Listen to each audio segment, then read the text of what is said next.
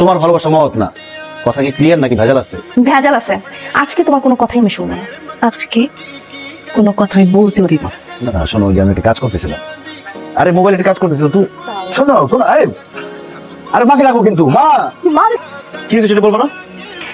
আচ্ছা আচ্ছা শান্ত হ্যাঁ বলতেছি। আম্মা আপনি বলেন না। না বলে কিন্তু চলে যাবো কিন্তু। না না না জানো। আচ্ছা কোন কোন বলতেছি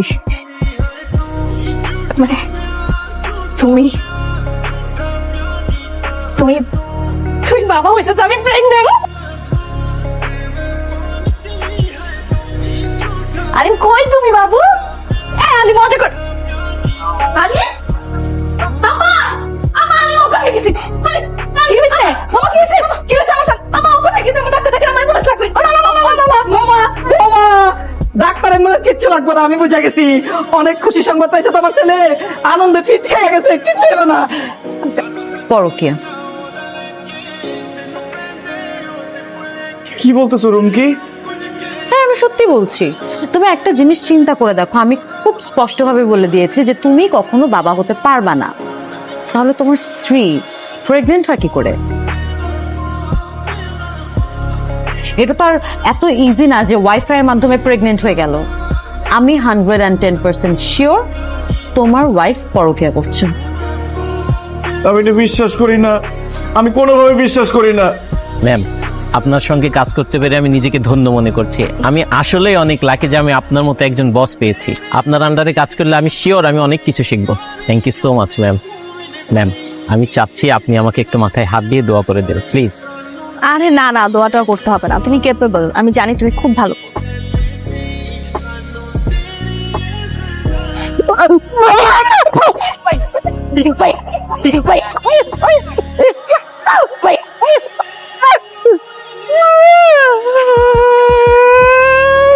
কতদিন ধরে চলতেছে এইসব? হ্যাঁ কি চলতেছে কতদিন ধরে? ও বুঝো না, সুজি খাও। কতদিন ধরে চলতেছে এই সম্পর্ক? কি বলছেন আপনি? রিক্সায় যে মেয়েটা গেল, ওর সাথে সম্পর্ক কতদিন ধরে তোর? ও আচ্ছা, রিক্সায় এইমাত্র যিনি গেলেন হ্যাঁ, উনি আপনার কি হয় ভাইয়া? আমার বউ হয়। তো কত বড় সাহস, তুই আমার বউর সাথে পরকীয়া করতেছস? না না না না না ভাইয়া, আপনি ভুল করছেন। আপনার ওয়াইফের সঙ্গে আমার কোনো পরকীয়ার সম্পর্ক নেই। আসলে উনি আমার অফিসের বস। এটা 6 নম্বর রোড না? আর এটা এসকে ইনসিডেন্ট? না না ভাইয়া, আপনি ভুল করছেন। এটা 9 নাম্বার রোড আর আমাদের অফিসের নাম কেএস এজেন্সি। ও মাই গড, আমি তো ভুলাই ফেলছি। আমি ভাবছি এটা 6 নম্বর রোড আর এসকে এজেন্সি। ইস, দেখেন কত বড় একটা সিন ক্রিয়েট হয়ে গেল। আপনার গায়ে আমি হাত তুললাম। আর আপনি তো খুবই ভদ্রলোক, অন্য কেউ থাকলে তো আমাকে গণধোলাই দিত। আর ওই যে ওই মেয়েটা শাড়ি পরছে, আমার বউ আজকে শাড়ি পরে বের হয়েছে। শাড়িতেই তো নারীদের সুন্দর লাগে, তাই না? আমি ভাবছি ওইটা আমার বউ আর আপনার সাথে পরকীয়া আছে। আমি খুবই সরি, আপনি কিছু মনে করেন নাই তো? ওয়ালাইকুম আসসালাম। কোথায় যাবেন? ভাই আমি মিরপুর 12তে যাব।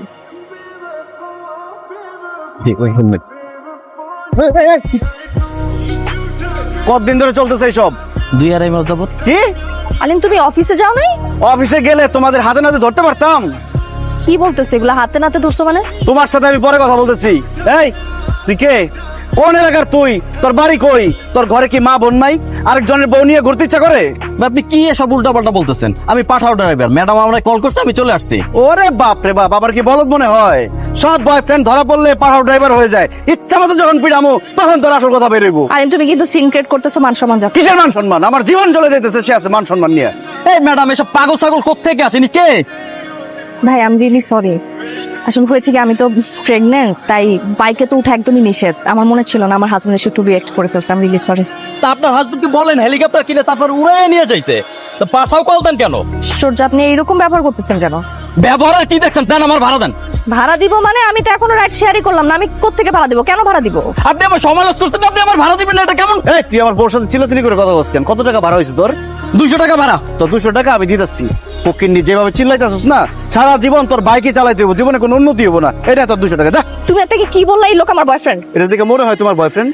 আলিম এখন একদমই টপিক চেঞ্জ করবে না। তুমি একটু আগে ক্লিয়ারলি বলছো এই লোক আমার বয়ফ্রেন্ড। আরে আমি তো চিন্তা করতেছিলাম তুমি যদি বাইকে উঠো, অ্যাক্সিডেন্ট হওয়া এই সময় কি অবস্থা হবে।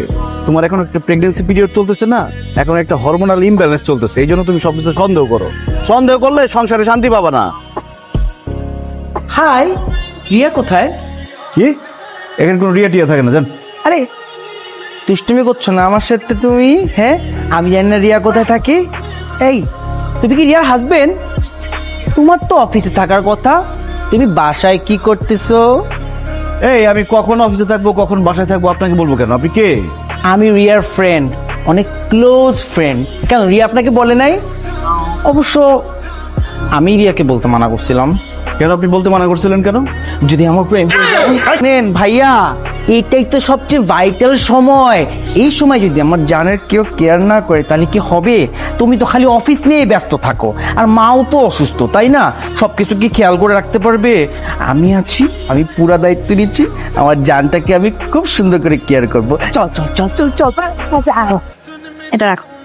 অনেক ধন্যবাদ ম্যাডাম। আরে ধন্যবাদ বলতে হবে না, এতটুকু তো দিতেই পারি, রাখো। ছি ছি ছি ছি ছি ছি।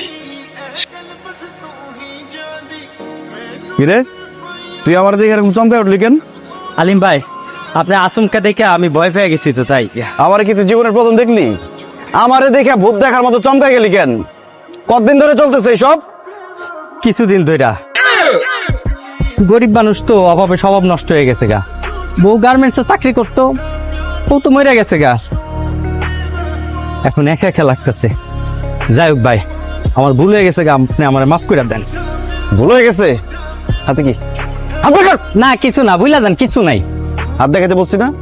এটা আমার আর ভাবির সিক্রেট বিষয়। আপনি আপনার কাজ করেন, আমার হাত দেখা। হাত দেখা। গরিব মানুষগুলো স্বাধীনতাও নাই। এই জানেন, দেখেন কি দিছে। আর কি দিছে? 1000 টাকাই দিছে। আমি উপর থেকে যে দেখলাম তোর একটা কাগজ দিল। তো 1000 টাকার নোট কি কাগজ না? চিঠি দেয় নাই? চিঠি দিব কই থেকে? আমি কি লেখাপড়া জানি? আর আমার তো ফোন করলেই পায়। ফোন দিলেই পায় মানে? আমারে ফোন দিয়া বলে 2 কেজি আলু লাগবো, 2 কেজি পটল লাগবো, 1 কেজি বেগুন লাগবো, মনির এটা নিয়ে আসো, আমি নিয়ে আসি। আমি না বুঝলাম না, কার বাচ্চা এটা ভেবে কি করবা? বাচ্চা তো তোমার না। আই থিঙ্ক তুমি ওকে ডিভোর্স দিও। শাক দিয়ে মাছ ঢাকার চেষ্টা করো না আলিম। আমি তোমাদের কথা প্রত্যেকটা স্পষ্টভাবে শুনেছি। তোমার বান্ধবী আমাকে ডিভোর্স দিতে বলতেছে। হ্যাঁ বলছে, ভালো করছে। আমার কাছের বন্ধু তো আমার পেইনটা বুঝে সে। ও কিসের পেন বুঝে যেটা আমি বুঝি না? যা শুনতেছো সব ঠিকই শুনতেছো মা। আমার বাবা হওয়ার কোনো ক্ষমতা নাই। আমার ট্রিটমেন্ট চলতেছে। আমার ট্রিটমেন্ট করে যে পজিটিভ রেজাল্ট আসবে তার আগে তোমার বৌমা প্রেগনেন্ট হয়ে গেছে। কারণ কি জানো? সে একটা ক্যারেক্টারলেস, সে পরকীয়া করে। কার না কার বাচ্চা আমার বাচ্চা বলে চালায় যাওয়ার চেষ্টা করতেছে।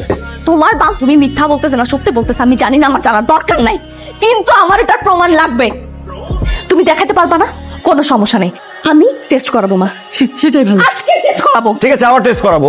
সেটাই ভালো হবে, সেটাই ভালো হবে।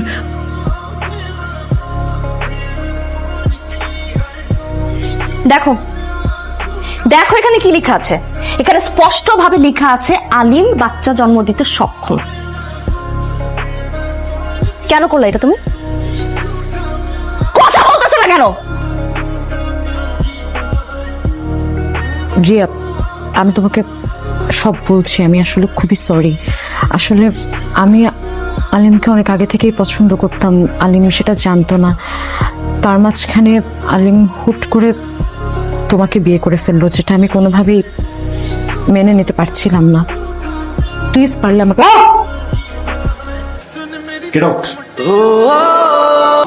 Riya, I am sorry.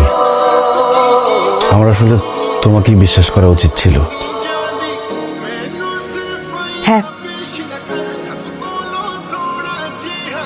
তোমার আমাকে বিশ্বাস করা উচিত ছিল। তোমার তোমার স্ত্রীকে বিশ্বাস করা উচিত ছিল।